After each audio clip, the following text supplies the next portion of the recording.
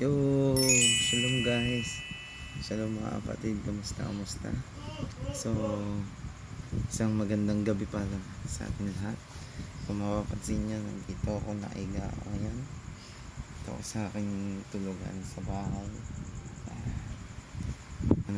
Tutulog na sila. Ewan ko, natutulog na sila April, pati sila tita. Pero nandun na sila sa kwarto nila. So, hihina ako na yung boses ko, mama. Gising ako. So, may gusto kong i-share sa inyo guys.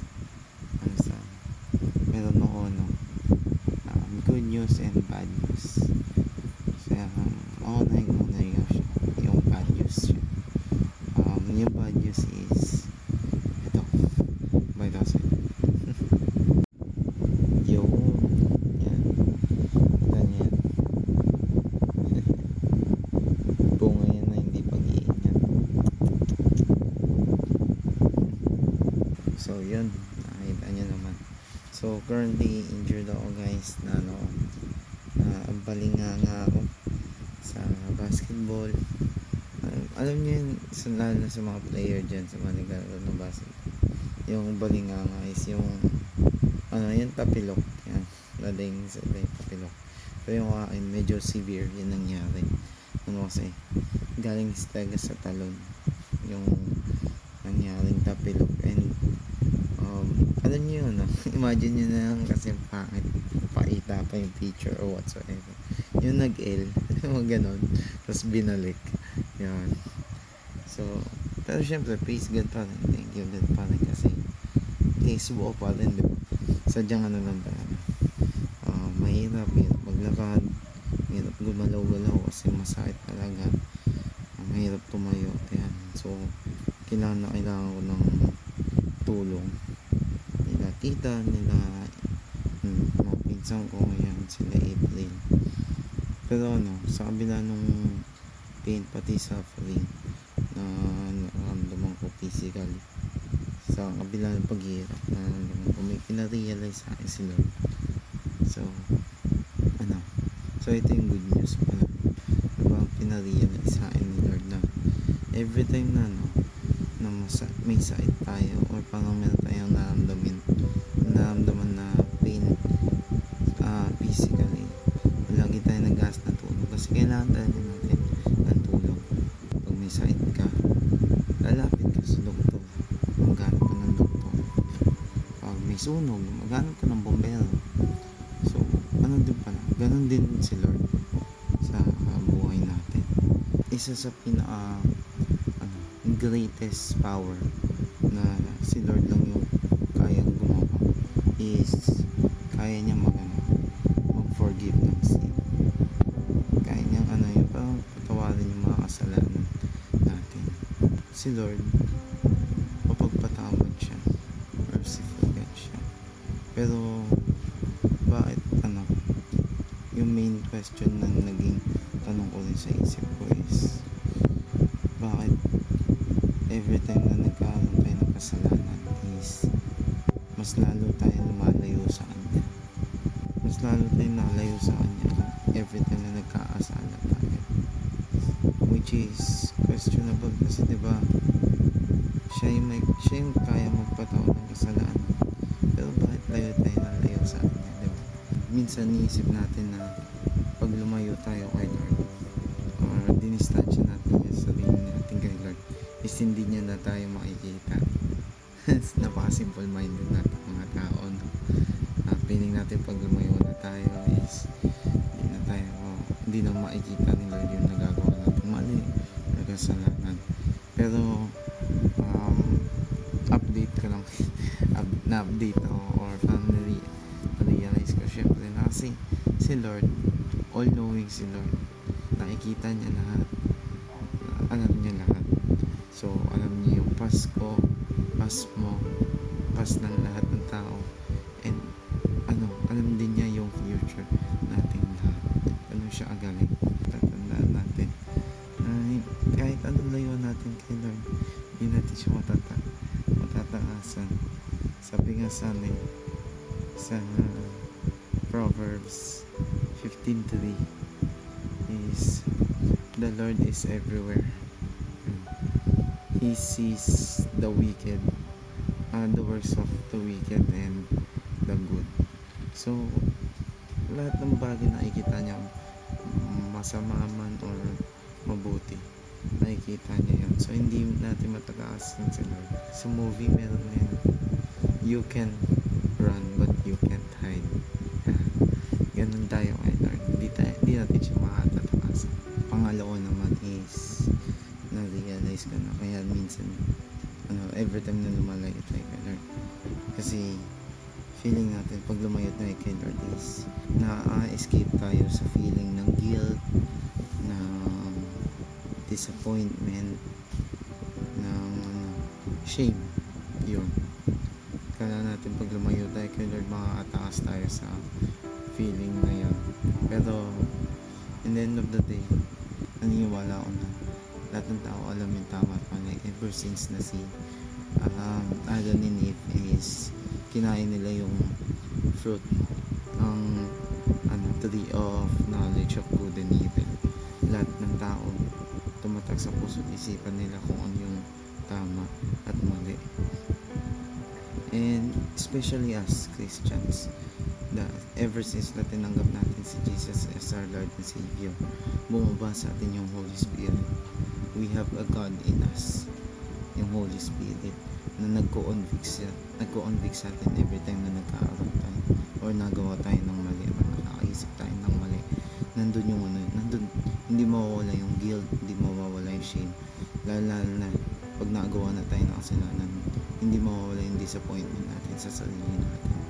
Yun yung na-realize ko din, na hindi natin matataasan. Natural na maramdaman natin yung shame, yung guilt, pati disappointment sa sarili natin. And syempre, yung pinakahuli or pinakamatindi na dahilan kung bakit every time na nagkakasala tayo, lumalayo tayo kay Lord. Ito yung na-realize ko. Feeling natin na every time na nagkakasala tayo, hindi tayo good enough or hindi tayo worthy na lumapit sa Kanya. Hindi tayo deserving na lumapit sa Kanya.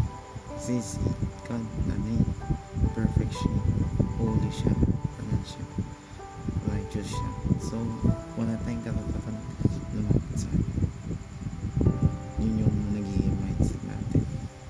Pero, newsflash lang din na na-realize ko, and I want to tell you guys, narinig niyo na ba yung praise na sa mga kaibigan niya, lalo na pag niyaya mo magsimba, o baka ikaw sabi mo na to nung pag niyaya mo magsimba, bro, masunog ako dyan, yung mga ganon. Alam mo yun, no? Unconsciously alam natin sa sarili natin na bilang tayo mga tao, makasalanan tayo. Yung newsflash, kahit anong gawin natin, we're not gonna be good enough to come close to God or maging holy or pumantay sa Kanya or makalapit man lang sa Kanya. We're not good enough and we're not gonna be good enough ever. Yun yung tatandaan natin, kasi lahat tayo makasalanan, lahat tayo nagkasala, lahat tayo di righteous, di natin deserving. Even yung one of the greatest apostles of Jesus, which is si Paul,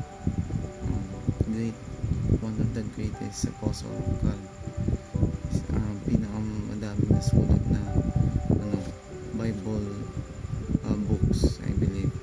Sinabi niya sa Romans 7 na hindi niya daw maintindihan sa sarili niya. I don't understand myself. The things that I want to do, I do not do, and the things I hate, I do. So doon ko lang pinapakita na even siya bilang disciple ni Jesus, hirap siya and frustrated siya sa patuloy niyang pagkakasala, sa patuloy niyang pagkakamali, wrongdoings na lagi niya nagagawa. So doon pa lang pinapakita tayo na tayo mga tao, kahit anong gawin natin, hindi tayo maging perfecto. tayo deserving, hindi tayo righteous enough para umarap kay Lord, kasi si Lord perfect siya. And once na nagsimula yung nagpagkasala natin, na disqualified na tayo sa righteousness na yun. Hindi na tayo qualified para umarap sa Kanya. But God is so good, and God loves us that He gave His only Son para bayaran yung mga kasalanan natin. Kasi ito yung tatandaan din natin, guys. We know na God is love. God is a very loving God.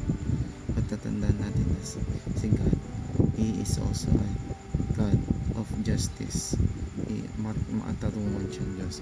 Hindi siya papayag na yung mga nagawa ng isang tao or tayong mga tao is babaliwalain lang.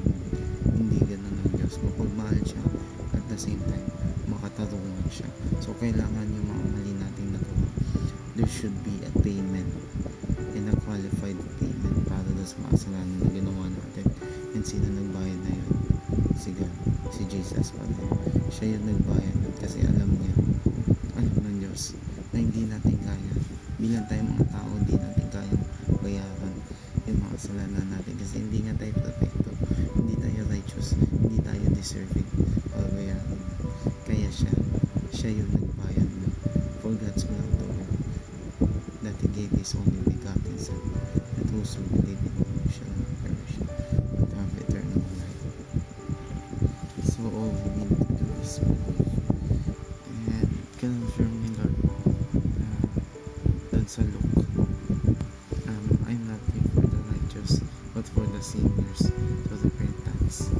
So napakabuti ng Diyos na bumaba dito siya bumaba siya galing langit dito sa mundo natin, sa earth, para sa ating mga makasasalanan, at tinatawag niya tayo para mag-repent, mag-undergo sa repentance. And I just want to highlight that word, repentance. So na mga hindi nakakala po yung salitang repentance, siya, it's a much deeper word than just being sincere sa pagsisi ng sorry, sa pagsisisi mo na sa mga bagong mali mo. Hindi lang siya basta ganun. Repentance is a change of heart, mind, and action. Natandaan natin yan. Ang repentance, it's a transformation. It's a change sa buhay natin. There should be a pagbabago dun sa buhay natin. Hindi lang tayo basta nag-sorry, okay na yun. Hindi ganun. Ang tunay na paghingi ng tawad, kailangan may pagbabago. Isipin mo yun, may tao nagkaroon ng kasalanan sa inyo, humingi siya ng sorry, natawad nyo, and then inulit na naman nyo yung ginawa nyo ulit, di ba? Napaka-disrespectful na, and mahal mo talaga, maiisip talaga na yung tao hindi siya sincere sa pagsusorry niya. And ganun din sila, hindi niya lang hinihingi yung sorry Lord, sorry ganyan, hindi ganun. Hindi niya tayo inaas para maging hipokrito. Kailangan meron pagbabago, kailangan maigit sa buhay mo, buhay ko, na meron pagbabago. And that shows repentance, the change of heart, the change of mind, and the change in our actions sa pamumuhay natin. That is the true repentance, guys. Yun ang tinatawag sa atin. Tinapos na niya lahat, finulfill niya lahat, and all we need to do is believe and repent. Ang isipin mo yun, tayo mga tao, sobrang in-trap tayo, in pain tayo, and in suffering tayo sa paulit-ulit na cycle ng kasalanan. And still Jesus, still God is the one who helped us to change, because He is the only one who can help you, help me, para magbago. He want us na lumapit tayo sa Kanya, sa every time na tayo nagkakasala, hindi lumayos. He loves us. He wants us to come close to Him, guys. Lumapit tayo sa Kanya kasi siya yung nagpapatawad ng kasalanan. all we need to do is ask, and it will be given to us. Sa Matthew, sabi, ask and it will be given to you. Diba? All we need to do is ask. Kailangan mo ipagpapatawad. Humingi ka ng tawad. Humingi tayo ng tawad kay Lord. And not just saying sorry, not just being regretful for the things that you have done wrong. Show repentance. Show changes in your life. And si Lord makikita niya, even though na hindi makita ng ibang tao yung pagpapago sa puso at isip mo. Si Lord makikita niya. And si Lord napaka-merciful and graceful niya magpatawad. Isipin mo, best example nun is yung nandun siya sa cross and meron siyang katabing napakasamang tao na magnanakaw na at the deathbed, dun na sa deathbed, dun sa pinpoint na oras na mamamatay na sila, dun lang siya nag-ask, dun niya lang sinik yung forgiveness and ask God na Lord, isama mo ako or alalahanin mo pag nasa paraiso ka na. And ang sabi ni Lord, kung mag-alala na isasama kita sa paraiso. Isipin mo ganun ka-graceful and merciful si Lord na hindi naman kinailangan yung magnanakaw na yun, yung masamang tao na yun. Wala siyang oras para magsimba, mag-confession or whatsoever, bigay ng mag-penance, penitensya or whatsoever. Hindi kailangan yun. All you need to do is ask. And God will see the true change in your heart. Kung tunay ka talaga may pagbabago sa puso at isip mo. Kasi yung actions madali na ipakita, lalo na pag meron ka pang oras na gawa. Pero paano kung wala ka ng oras para gawin yun, diba? Doon pinapakita ni Lord na sobrang napaka-merciful niya. Whatever the situation is, lagi ka niya sasamahan. Lagi, kasi alam naman niya lahat eh. Lagi siya na Lord, omnipresent siya. Hindi mo naman di siya matataasan. And you will always feel, we will always feel that shame, that guilt, that disappointment at ourselves. Every time na nagkakaroon tayo ng kasalanan, we will feel pain sa kasalanan na gawa natin. We will be suffering in the sins na that sinning cycle na paulit-ulit natin ginagawa. And only God can heal the broken heart, and only God can set us free sa kasalanan. Yun tatandaan natin, guys. Mabuti ng Panginoon. Kaya mga kapatid, bilang Pangulo na lang, this is my advice, not for you only, but para sa sarili ko din. Advice and a reminder na let's stop running away from God because of our sins, but rather let's come close to Him because we need Him to stop sin, even in pain or suffering, because no amount of mistakes can overthrow His mercy and grace. James 4:7. Submit yourself to God. Resist the devil and he will flee from you. All we need to do is surrender, guys. Minsan tayo mga tao, laban tayo ng laban sa isang battle na paulit na tayo natatalo. Pero nalimutan natin na yung battle na yun, yung battle na sa kasalanan na yun, kasalanan na ginawa natin, yung battle na yun, na paulit tayo natatalo. Lord already won that battle. Nanalo na siya. He already overcome the world. All we need to do is surrender, and we will be able to resist the devil with His help. Minsan kasi tayo masyado tayo napapangunahan ng pride and ego natin na puro tayo na lang, kaya ko to. Pero in reality, hindi natin kaya, tayo lang. We need God, we need Jesus, di ba? He is a merciful God, full of grace, and He loves you. He loves you. He loves everyone. Yun yung reminder para sa inyo, mga kapatid, and para sa akin. Ano mangyari in pain man or in suffering, let's come close to God, because God loves us. Mistakes woven through my story, all the mess I make, God use it for your glory. Every wrong turn, it's true, led me right here to you.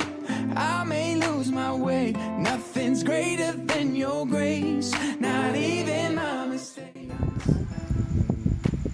By the way, gusto ko pala salamat sa kay Lord syempre sa natapos na KBC na gano'n kasi naalala niyo si Kids Bible Class is nagkaroon na ng graduation or parang small graduation para sa mga bata, and sa loob ng pagtuturo namin yan ng mga bonding days, meron din yung mga kasama na mga youth students din